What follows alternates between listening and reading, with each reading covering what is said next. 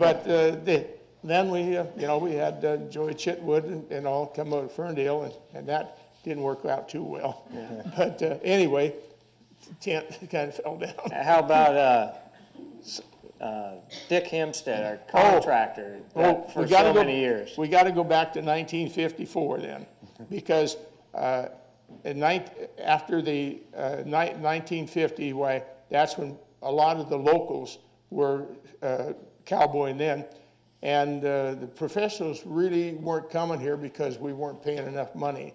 So that's when we went pretty much to the California Cowboys Association. And Dick came here in 1954. Ray Stewart and Dwight Odell went over to Hayfork to look at their rodeo they were putting on, and Dick was putting it on for them. And he was doing a good job, so we hired Dick in 1954, and he went right on through until he sold out to West Coast Rodeos, and they've been here, our contractor, ever since. So I'm not sure just how long they're going to be here, but I think they've got a real fine bunch of bucking horses and bulls and everything. And the Cowboys like to come here, and I think you'll attest to that, because they knew that when they came here that they were going to get a fair, square deal in their draws and everything else.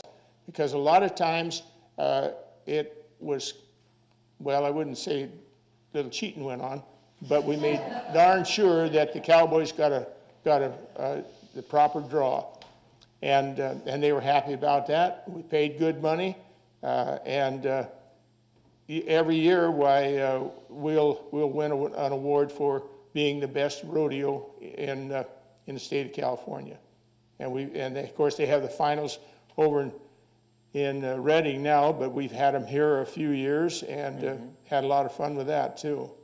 So that kind of brings us right up to the present day. Yeah. Well, one thing about the Fortuna Rodeo is that we have a big purse. We have we put $1,000 purse up, plus the monies that are combined from the entries. So the Cowboys like to come to Fortuna because they got a chance at winning some real money. And I think that's a lot of the draw for the Cowboys. I think this year we're going to have some Cowboys coming up from Salinas to ride in the rough stock events, and we'll have a lot of team ropers. We got a couple of our board members here tonight. Dave Jackson, Heck Wood. Saw somebody else come in too. John Karate. And when you talk about the grounds up there, the arena and stuff, every year we are putting in a lot of money in the upkeep of that arena. And it's something that we're proud of, and it's just a beautiful setting for a rodeo. Cowboys say, when you're out in the parking lot out there and you look back at the crowd and the beautiful weather that we normally have, I mean, you can't beat it. And they're coming out of the heat of about 110 in the Central Valley and coming over here, and they really like it over here. And their animals like it too. And the stock contractors, their animals like this colder weather, and they perform very well also. So it's a great place to have a rodeo. In the community, we've got something for everybody. It's a whole week-long deal now, and you get downtown from the chili cook-off to the penny scramble to the firemen's games to the Friday night chaos. But it's I think we've got a little bit of something for everybody. And Roy, a lot of people here. There was a picture in the paper from Red Bluff. I think you were saying that you didn't want to talk about anything but Red Bluff, but I think that was a tradition that unfortunately the Fortuna Rodeo lost. And I think Roy ought to say a little bit about those trips over there. one of my partner in crime sitting right out there, Bob Somerville, and he's shaking his head no. It's no deal, no deal. So how many years, when did you guys start going over to Red Bluff? Well, Uncle Tom started over there in 1946, right after he got out of the service. And he and someone went right on through until this year. Bob went over there, he and Joe. Yeah, you went. But it was a lot of fun, and we had some good times. Pretty darn good times. But, you know, we used to have a lot of fun here in Fortuna, too. You know, the street entertainment, we used to have the street dances and all, and we got a great parade that we put on. It used to come up through the rodeo grounds, and it got so big that, you know, it was just gridlock, because by the time the first group went through, the tail end hadn't even moved yet. So we had to send them down the boulevard, and those were, you know, it just shows that people like to get involved. And up and down Main Street, everyone. I realize that the chamber and the fire department are the ones that, you know, that are involved in this. But every merchant along the road somewhere has got something he or she will contribute. And you ask anyone, and they're right there to help you. And merchant's contribution and everything that goes along with it. And you know, they're just it's just a great bunch of people that live here in this town. And things aren't good right now. We all know that. But still, we're going to have a bang-up rodeo this year.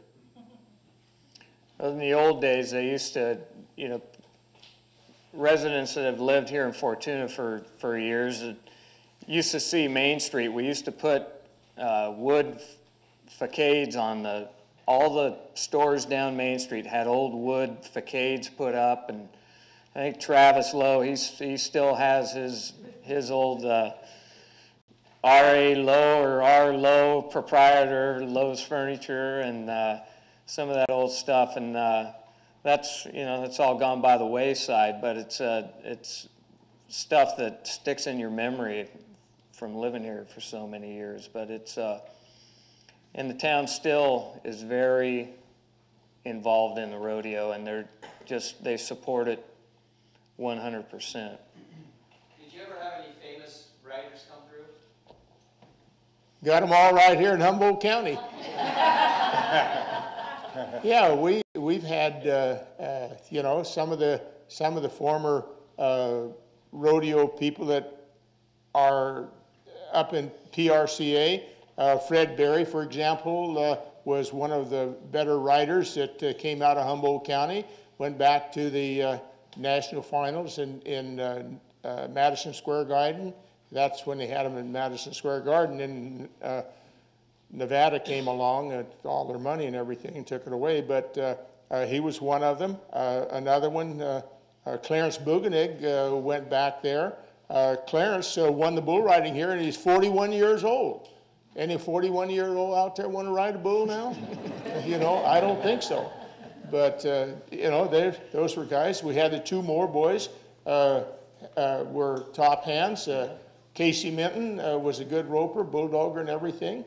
And I think there's some of the others that have been here. The Carrillo brothers, ropers, were here, as I remember.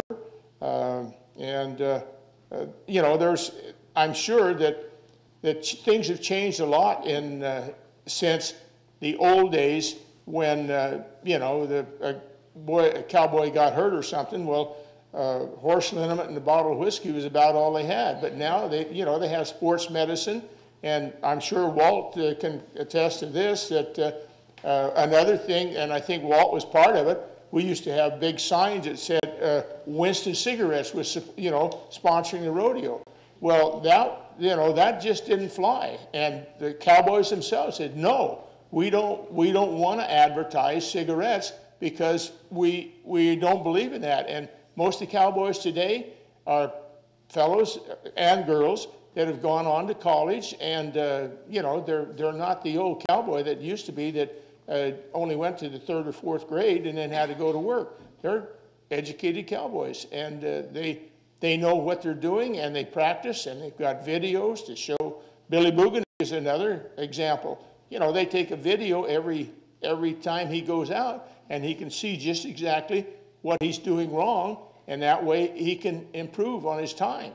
And when you get down less than 4 seconds, bulldogging a steer, that is real fast time. But that's... Well, like Roy said, we've come a long ways, and I was 30-plus years on the rodeo, and when I went to my first meeting, they'd pull out something like this before they started the meeting, and yeah, everybody'd have a drink, and then they'd call the meeting to order.